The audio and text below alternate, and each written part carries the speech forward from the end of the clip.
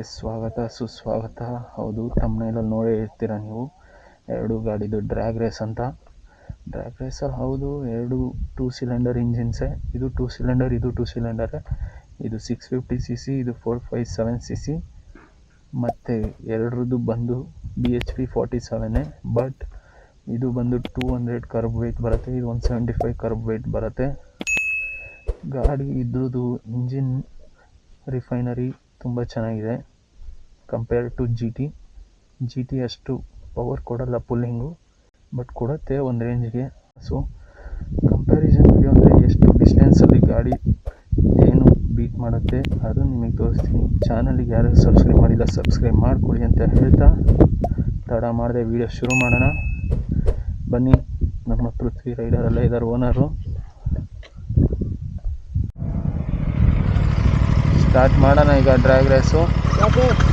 Let's go. ಲೈಟಾಗಿ ಮಳೆ ಬರ್ತಿದೆ. ಗಾಡಿ ಯಾವ ಡಿಸ್ಟೆನ್ಸಲ್ಲಿ ಬೀಟ್ ಮಾಡುತ್ತೆ ಅನ್ನೋದು ತೋರಿಸ್ತೀನಿ ನಿಮಗೆ. First gear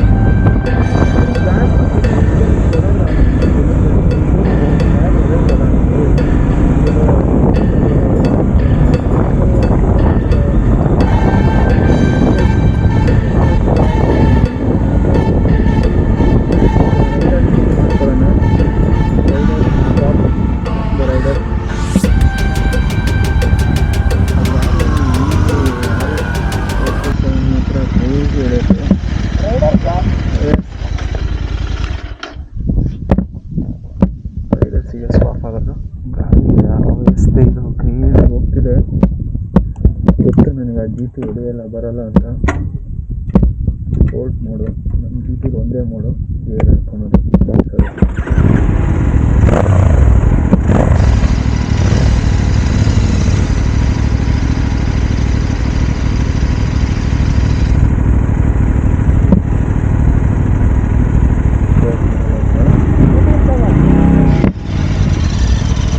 second gear, second